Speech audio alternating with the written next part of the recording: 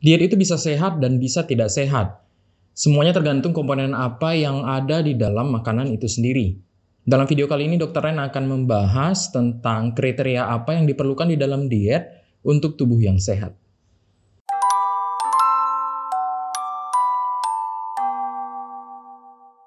Menurut Organisasi Kesehatan Dunia atau WHO, diet sehat adalah diet yang mencegah malnutrisi, kekurangan maupun kelebihan, dan bisa mencegah penyakit tidak menular seperti penyakit jantung, stroke, diabetes, dan kanker. Secara umum, WHO merekomendasikan untuk membatasi konsumsi lemak, gula, dan garam, serta meningkatkan konsumsi buah dan sayur sebagai bagian dari diet yang sehat. Kita akan bahas satu persatu kriteria diet sehat yang disebutkan oleh WHO ini. Pertama, lemak. Lemak adalah salah satu makronutrien yang diperlukan oleh tubuh. Setiap gram lemak mengandung kurang lebih 9 kalori. Jadi kita sebenarnya bisa hitung, kalau mau bakar lemak 1 kilo, kurang lebih kita perlu defisit kalori sebanyak 9.000 kalori. Ada banyak jenis lemak yang ada di dalam makanan yang kita konsumsi sehari-hari. Terkait diet, kita hanya perlu tahu 4 jenis lemak, yaitu lemak trans, lemak jenuh, lemak tidak jenuh tunggal, dan lemak tidak jenuh ganda. Di antara keempat jenis lemak ini, lemak trans dan lemak jenuh, biasa disebut dengan lemak jahat, harus kita batasi konsumsinya. Sedangkan lemak tidak jenuh tunggal dan ganda, biasa disebut lemak baik, akan memberikan manfaat apabila konsumsinya kita tingkatkan. Lemak trans adalah salah satu jenis lemak yang bisa dibilang paling jahat, karena secara signifikan dapat meningkatkan resiko komplikasi penyakit metabolik hingga kematian mendadak akibat serangan jantung. Dalam sebuah penelitian meta-analisis dikatakan bahwa meningkatnya konsumsi trans fat sebanyak 2% dari total konsumsi kalori harian saja dapat meningkatkan kejadian penyakit jantung sebanyak 23%. Lemak trans diketahui dapat meningkatkan kadar LDL, kolesterol jahat di dalam tubuh, dan menurunkan kadar HDL, kolesterol baik di dalam tubuh. Selain itu, lemak trans juga dapat menyebabkan inflamasi atau peradangan yang berlangsung dalam jangka waktu lama dan merusak lapisan dinding pembuluh darah sehingga meningkatkan resiko penyakit. Dalam penelitian terbaru, sebuah meta-analisis dari Eropa yang dipublikasi tahun 2021, konsumsi lemak trans juga diasosiasikan dengan meningkatnya kejadian kanker, yaitu kanker kolorektal atau usus besar, dan kanker prostat. Inilah beberapa alasan mengapa lemak trans disebut sangat berbahaya. Di beberapa negara, jenis lemak ini sudah diregulasi dan bahkan dilarang digunakan dalam industri makanan, seperti di negara Argentina, Kanada, Denmark, Arab Saudi, Singapura, Swiss, Inggris, dan Amerika Serikat.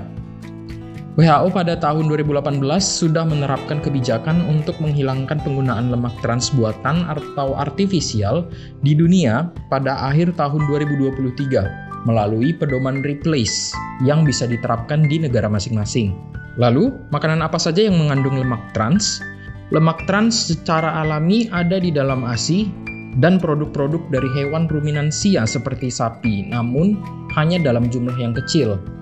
Lemak trans yang banyak diteliti adalah lemak trans buatan atau artifisial yang berasal dari industri makanan dalam bentuk partially hydrogenated oil atau PHO. Produk ini banyak digunakan dalam industri makanan untuk membuat kue, cookies, dan pie sebagai pengganti mentega dalam bentuk shortening. Dan minyak untuk penggorengan seperti menggoreng kentang, ayam, donat, sehingga lemak trans sering dijumpai pada makanan cepat saji. Proses penggorengan atau pemanasan minyak dalam suhu tinggi diketahui juga dapat meningkatkan kadar lemak trans dalam satu makanan, terutama makanan yang digoreng seperti pada kebanyakan fast food. Beberapa jenis margarin dan mentega juga bisa mengandung lemak trans, tergantung asal lemaknya dan proses pembuatannya. Selanjutnya, lemak jenuh. Lemak jenuh adalah jenis lemak yang banyak terdapat di produk hewani seperti daging, ayam, ikan, dan susu serta turunannya. Konsumsi lemak jenuh yang tinggi dapat meningkatkan risiko kejadian penyakit jantung.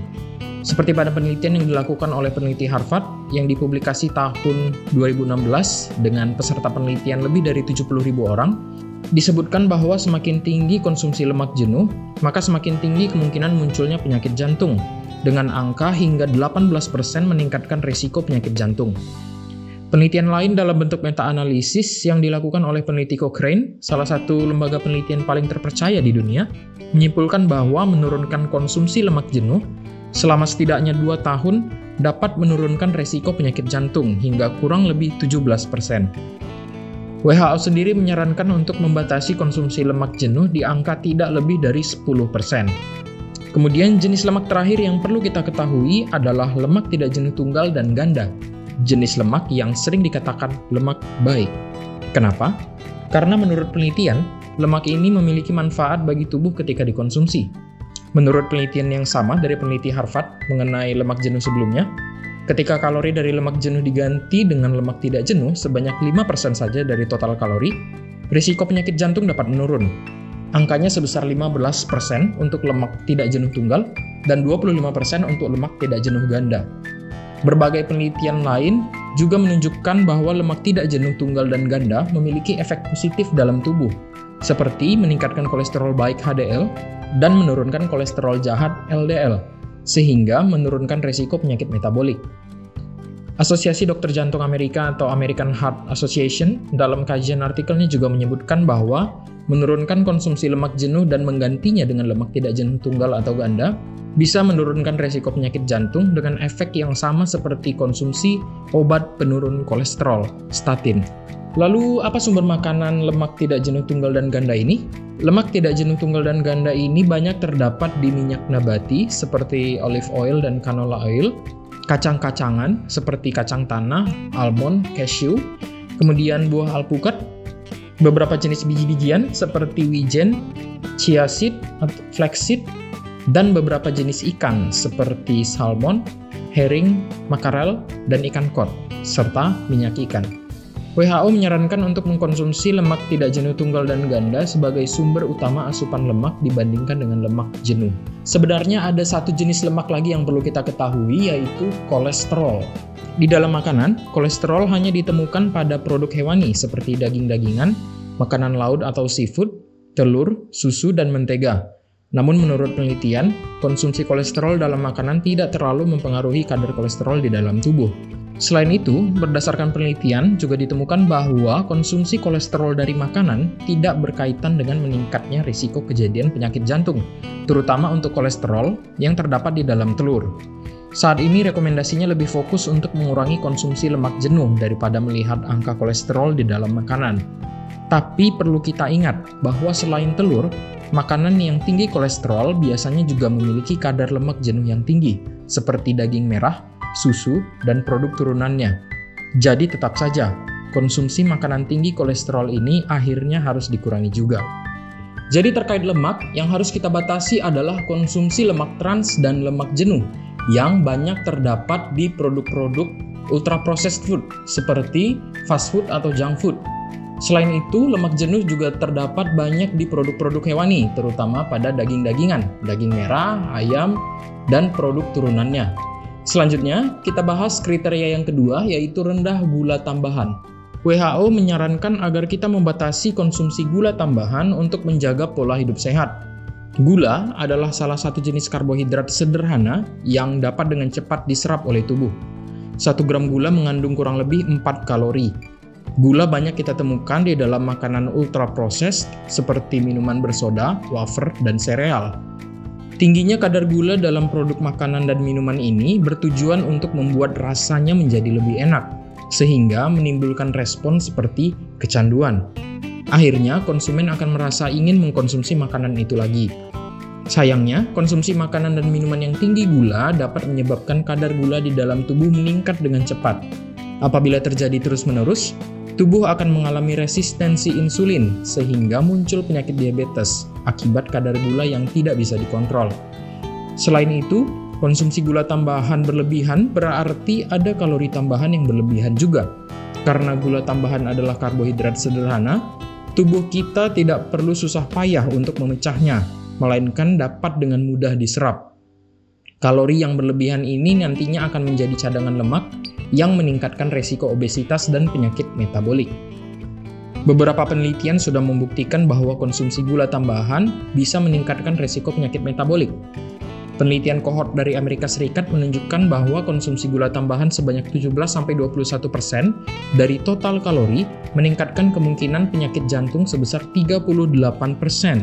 Penelitian kohort lain dari Prancis dan Spanyol yang meneliti tentang efek makanan ultra-processed menunjukkan bahwa konsumsi makanan ultra-processed dapat meningkatkan resiko penyakit jantung dan stroke, dan bahkan meningkatkan resiko kematian hingga 62%. Kita tahu bahwa makanan ultra-processed ini banyak mengandung gula tambahan. Lalu bagaimana dengan buah-buahan? Beberapa jenis buah memang memiliki kadar gula yang tinggi.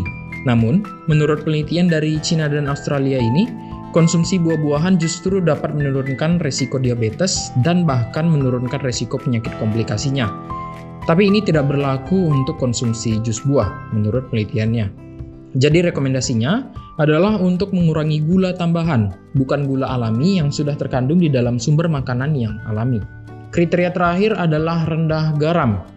Dalam panduannya, WHO menyarankan untuk membatasi konsumsi garam tidak lebih dari 5 gram per hari. Kita tahu garam dapat memberikan rasa pada makanan. Garam bisa kita jumpai di dalam makanan ultra-processed dengan kadar yang sangat tinggi. Tujuannya sama dengan gula, yaitu untuk memberikan rasa yang enak di lidah, sehingga kembali dikonsumsi oleh orang-orang. Apa dampak kesehatannya? Konsumsi garam yang tinggi dapat meningkatkan tekanan darah, yang berujung pada kondisi hipertensi, salah satu penyakit metabolik. Dalam penelitiannya, kadar garam yang tinggi sudah terbukti secara signifikan dapat meningkatkan resiko kejadian penyakit jantung sebesar 17% dan resiko stroke sebesar 23%. Sebaliknya, menurunkan konsumsi garam dapat menurunkan resiko penyakit-penyakit ini. Rekomendasi WHO juga menyebutkan untuk meningkatkan konsumsi sayur dan buah setiap harinya. Ini sebenarnya bukan poin terakhir, malah justru poin pertama. Tapi di sini belum akan dokter yang bahas karena nanti akan dibahas di video yang lainnya. Jadi dalam video ini kita sudah sama-sama belajar tentang 3 kriteria diet sehat, yaitu rendah lemak trans dan lemak jenuh, rendah gula tambahan, dan rendah garam. Ketiga kriteria ini menjadi komponen utama diet sehat yang sudah terbukti untuk menurunkan risiko penyakit metabolik. Kita akan lanjutkan pembahasan di video selanjutnya tentang kriteria diet yang ideal untuk menurunkan berat badan. Sekian untuk video kali ini, semoga bermanfaat. Like dan komen kalau suka dengan videonya, dan jangan lupa subscribe biar nggak ketinggalan video selanjutnya. Sampai jumpa.